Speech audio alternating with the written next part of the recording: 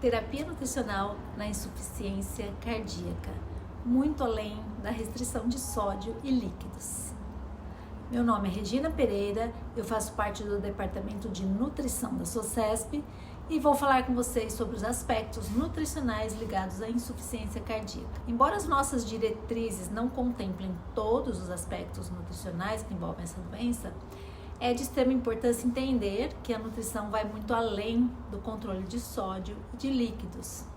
Além disso, a gente tem que contemplar outros aspectos, como por exemplo a oferta calórica, a composição da dieta em macronutrientes, o uso ou não de suplementos diversos, o consumo de álcool e também os aspectos ligados à alimentação relacionada com anticoagulantes. Bem, estas abordagens complementares, elas podem fazer toda a diferença na qualidade de vida dos nossos pacientes. Por exemplo, a oferta calórica, né? As necessidades aumentam conforme o tempo e o diagnóstico e evolução da doença, mas de qualquer forma nós consideramos uma ingesta média de 28 a 32 quilocalorias por quilo de peso seco, sem edema, sendo que os valores menores, ou seja, 28, seriam para pessoas com estado nutricional normal, e os valores maiores para pacientes nutricionalmente mais debilitados. Mas como deve ser a distribuição dos macronutrientes desta dieta? Praticamente como de qualquer tipo de população, equilibrada em carboidratos, 50 a 60% do valor calórico total, de preferência proveniente de carboidratos mais complexos, evitando o excesso de açúcares, por exemplo, para evitar a resistência à insulina, que pode piorar casos de retenção de sódio e líquido, justamente pela insulina ser um hormônio natriurético. Ainda dentro de carboidratos, nós temos a recomendação de fibras, super normal, de 20 a 30 gramas por dia. Em relação às gorduras, a dieta também é normal, é normolipídica, com oferta de 30 a 35% do valor calórico proveniente das gorduras, com redução apenas de gorduras saturadas e trans e maior oferta de gorduras insaturadas, com ênfase naqueles da série ômega 3. Proteínas. A ingestão de proteínas, com seus valores, no caso, baseado em estudos clínicos, indicam que em torno de 1,1 grama por quilo de peso por dia em pacientes com insuficiência cardíaca e estado nutricional adequado é suficiente. Já em pessoas mais debilitadas, de 1,5 a 2 gramas por quilo de peso por dia, considerando sempre o cálculo do peso seco. Porém, se o paciente com insuficiência cardíaca tiver desenvolvido insuficiência renal, ele vai receber orientações diferenciadas, individualizadas, e não tem nada a ver com esse vídeo que nós estamos fazendo aqui. Em relação à bebida alcoólica, dependendo da etiologia da doença, o consumo de álcool pode ser permitido, mas nunca estimulado. E a recomendação fica mais ou menos assim: menor ou igual a 10 gramas de álcool para mulheres, menor ou igual a 20 gramas de álcool para homens. E os suplementos? Então vamos discorrer sobre o ferro, tiamina, vitamina D, coenzima Q10 e outros tipos de suplemento. A reposição do ferro, por exemplo, naqueles que desenvolvem deficiência de ferro e anemia, a sua reposição intravenosa mostrou-se mais eficaz em aumentar a capacidade funcional do paciente, diferentemente da suplementação oral, que não tem apresentado ótimos resultados. Mas mesmo assim, é recomendado otimizar então a oferta e a absorção das fontes de ferro alimentares. Ácido fólico, vitamina B12, vitamina C na dieta desses pacientes ajuda bastante. O uso crônico de diuréticos pode aumentar também a excreção de tiamina, e esse aumento de sua excreção está relacionado com a insuficiência cardíaca congestiva ou beriberi úmido, porque há uma diminuição na produção do ATP nos miócitos cardíacos, entre outras alterações. E uma atenção especial, então, deve ser dada em relação à sua reposição em casos de alcoolismo. Estudos com reposição de vitamina D, por exemplo, em pacientes com insuficiência cardíaca, apresentam resultados contraditórios e não sustentam recomendações para esse tipo de suplementação. A mesma orientação cabe para o uso de antioxidantes, que podem ser utilizados, porém não tem forte evidência de ter um benefício real.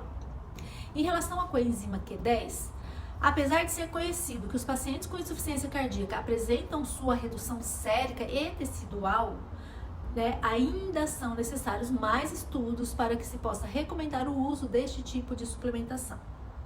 Outros suplementos, como hipercalóricos, hiperproteicos, Esses sim podem auxiliar no ganho de peso, aumento de massa magra, tolerância ao exercício, capacidade funcional, e já existem evidências de redução de risco de morte por qualquer causa e também risco de reinternação por insuficiência cardíaca em até 12 meses com o uso desse tipo de suplementação. Interessante, né? Pois é.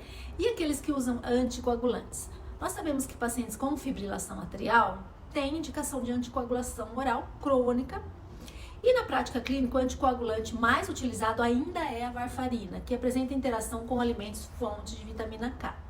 Esses pacientes, então, eles devem ser orientados quanto ao consumo adequado, regular e constante dos vegetais, que são fontes de vitamina K, com a finalidade de evitar oscilações na anticoagulação.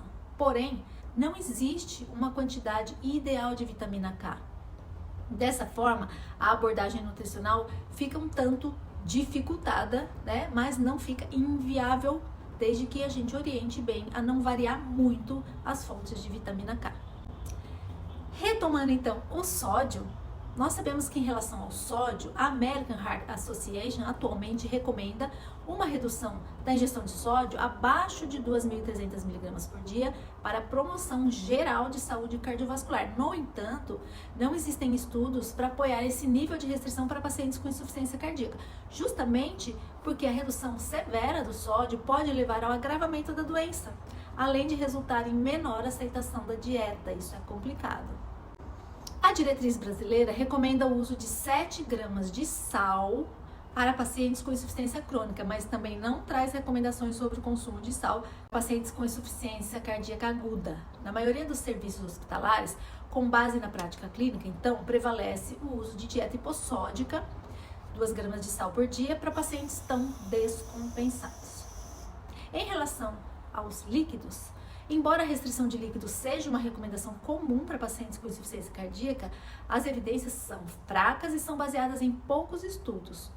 Na prática clínica, nos serviços hospitalares, pacientes com sintomas de congestão mantêm a prescrição de restrição, que varia de 800 a 1.500 ml por dia, incluindo, além da água para sede e medicação, o volume dos líquidos das refeições e o teor de água de alguns alimentos, como por exemplo as frutas mais suculentas.